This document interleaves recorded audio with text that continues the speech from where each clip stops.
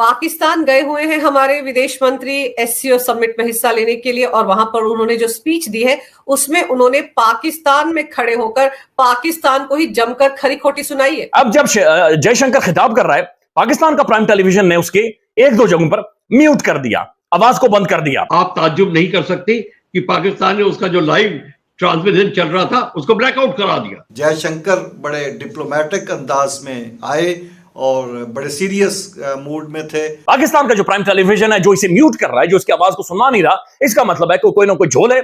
इसका मतलब है कि दाल के अंदर कुछ काला नहीं है बल्कि दाल पूरी काली है।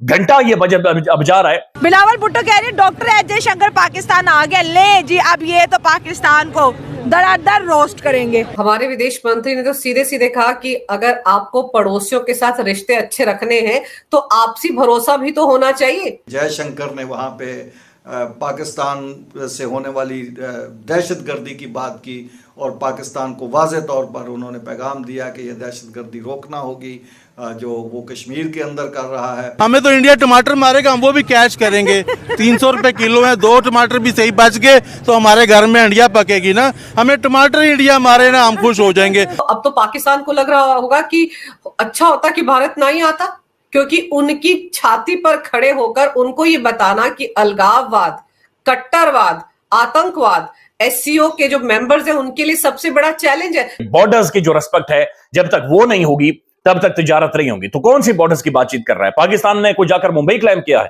पाकिस्तान ने कोई नोएडा या दिल्ली जाकर क्लेम किया है? पाकिस्तान ने जाकर कहा ताजमहल। नमस्कार दोस्तों, जैसे जयशंकर सर अपने स्टेटमेंट में कहा था I will behave my self, लेकिन जयशंकर सर पाकिस्तान का साथ अच्छा बिहेव नहीं किए, मतलब उनके अच्छा सा कोटाई किए। एससीओ समिट का दौरान जयशंकर सर ने पूरी दुनिया के सामने फिर पाकिस्तान का आतंकवाद और क्रॉस बॉर्डर टेररिज्म का नाम से पूरी तरीके से एक्सपोज किए। जयशंकर सर अपना स्पीच दे रहे थे, उस दौरान पाकिस्तान का प्राइम टीवी उनकी माइक का म्यूट कर दिए, क्योंकि इन आतंकवादियों को पता था अगर जयशंकर सर का ये स्पीच लाइव टेलीकास्ट हो गया तो पूरी दुनिया के सामने पाकिस्तान एक्सपोज हो जाएगा। चलिए इस टॉपिक पर पाकिस्तान का मीडिया का रिएक्शन देखते हैं। वीडियो को लाइक कीजिए, चैनल को सब्सक्राइब कीजिए। जय हिंद। वज़ीर ख़ारजा, इंडियन वज़ीर ख़ारजा जयशंकर, उन्होंने एससीओ से जो इजलास है वहां इस्लामाबाद में खिताब किया है। अब जब जयशंकर खिताब कर रहा है, पाकिस्तान का प्राइम टेलीविजन ने उसके एक दो जगहों पर म्यूट कर दिया, आवाज को बंद कर दिया। पाकिस्तान का जो प्राइम टेलीविजन है, न्यूज चैनल आजकल जब म्यूट करता है तो उसका मतलब समझ जाए कि ये डुगडुगी पर बंदर की तरह नाच रहा है, या ये घुंघरू बांध कर नाच रहा है, या कोई ना कोई मसला है, यानी कोई ना कोई चीज है जिसे छुपाने की कोशिश की जा रही है। तो आखिर क्यों जयशंकर की आवाज को म्यूट करके दुनिया भर में एक ठट्ठा लगवाया है? और म्यूट करवाने की वजह क्या थी? क्या चीज है जो अपनी आवाम से छुपाने की कोशिश की जा रही है? आई होप सो इसके ऊपर बड़ी डिबेट और डिस्कशन होगी और ये होनी चाहिए। ये मामला इस तरह से खत्म नहीं होगा। BBC Urdu, BBC most credible tabloid ये लिखता है, दहशतगर्दी, इंतहा पसंदी और अलहदगी पसंदी, ये जयशंकर को कोट कर रहे हैं, ये दहशतगर्दी, इंतहा पसंदी और अलहदगी पसंदी के साथ तिजारत नहीं हो सकती। इंडियन वजीर खारजा का एससीओ से खिताब। इसके बाद वो लिखते हैं, इस्लामाबाद में शंघाई ताउन तंजीम के 23वें इजलास के तीसरे रोज इंडिया के वजीर खारजा डॉक्टर जयशंकर की तकरीर के दौरान पाकिस्तान में टीवी चैनल्स पर ऑडियो को म्यूट कर दिया गया, ऑडियो को नहीं सुनाया गया। ताहम एक्स पर शेयर किए गए अपने बयान में उन्होंने इंडिया के बयानिए के चंद नुकात शेयर किए हैं, जहां पर बहुत सारी बातें की। उन्होंने कहा जनाब, दहशतगर्दी, इंतहा पसंदी और टेरिटोरियल इंटेग्रिटी, यानी कि टेरिटोरियल सोवरेनिटी, यानी कि बॉर्डर्स की जो रिस्पेक्ट है जब तक वो नहीं होगी तब तक तिजारत नहीं होगी। तो कौन सी बॉर्डर्स की बातचीत कर रहा है? पाकिस्तान ने कोई जाकर मुंबई क्लेम किया है? पाकिस्तान ने कोई नोएडा या दिल्ली जाकर क्लेम किया है? पाकिस्तान ने जाकर कहा ताजमहल हमें दे दो?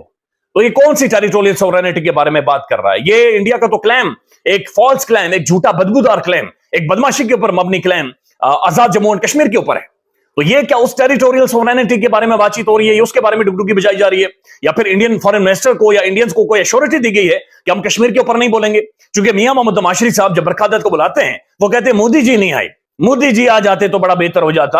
और बरखादत एक इंडियन साहब, यानी पाकिस्तानी साफियों से नहीं मिलना, किसी 200 जर्नलिस्ट पाकिस्तान में है किसी से नहीं मिलना, लेकिन बरखादत एक मखसूस किस्म की प्रोमिनेंट इंडियन जर्नलिस्ट, उन्हें बुलाकर उन्हें एंगेज करके फिर ये पैगाम भी देना कि असल में हम तो भारत के साथ बड़े अच्छे ताल्लुकात चाहते हैं, हम तो मोदी जी को चाह रहे थे कि मोदी जी पाकिस्तान में आते और मोदी जी को शायद रायमंड भी बुलाया जाता। तो ये क्या है? यानी ये एक सवाल है जो अपनी जगह पर पैदा हो गया है, क्योंकि इंडिया तो खैर जीबी को भी क्लेम करता है, इंडिया तो आजाद कश्मीर को भी क्लेम करता है। तो कौन सी टेरिटोरियल सोवरेनिटी, कौन सी अलहदगी के हवाले से गुफ्तगू और बातचीत को वो रद्द कर रहा है? तो ये समझ से बाहर है, ये समझ से बाहर। और दूसरी बात यह है कि जयशंकर यहां पर आकर बैठकर, इस्लामाबाद में बैठकर ये कह रहा है कि दहशतगर्दी और इंतहा पसंदी, यानी इतना बड़ा फ्रॉडिया, इतने बड़ी घटिया किस्म के स्टेटमेंट ये दे रहे हैं कि कनाडा ने इनके सफीर और इनके बंदूक को उठाकर बाहर फेंका कि कनाडा के अंदर ये सिख को मरवाने जा रहे थे।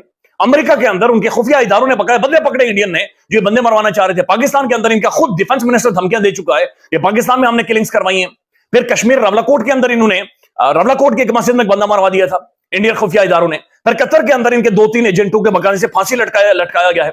या ये किस मुंह के साथ ये चूसनी आकर यहां पर ये दहशतगर्दी और इंतहा पसंदी की बातचीत, और फिर ये क्लेम कि टेरिटोरियल सोवरेनिटी, यानी टेरिटोरियल सोवरेनिटी भाई तुम्हारी होगी तो इंडिया तक होगी, आजाद कश्मीर और कश्मीर एजे के मकबूजा कश्मीर, यानी ये बड़ा वेग किस्म का, मुबहम किस्म का स्टेटमेंट है। लेकिन ये मुबहम किस्म का स्टेटमेंट जब ये इंसान इस्लामाबाद में बैठकर कह रहा है, उस दौरान पाकिस्तान का जो प्राइम टेलीविजन है जो इसे म्यूट कर रहा है, जो इसकी आवाज को सुनना नहीं रहा, इसका मतलब है कि कोई ना कोई झोल है। इसका मतलब है कि दाल के अंदर कुछ काला नहीं है बल्कि दाल पूरी काली है। घंटा ये अब जा रहा है कि जनाब असल में पाकिस्तान शायद अपनी फॉरेन पॉलिसी को और इंडिया के ऊपर जो माजरत के साथ मकबूजा कश्मीर के हवाले से जो स्टांस था, जो पाकिस्तान 76 सालों से बेच रहा है चूरन कश्मीरियों को कि हम आपके एम्बेसडर्स हैं, हम आपके सामने खड़े हैं, हम आपका मुकदमा लड़ेंगे, उसके ऊपर एक नजर आ रहा है कि लचक नहीं बल्कि घुटनों पर जो पाकिस्तान की जो फॉरेन पॉलिसी आती हुई नजर आ रही है।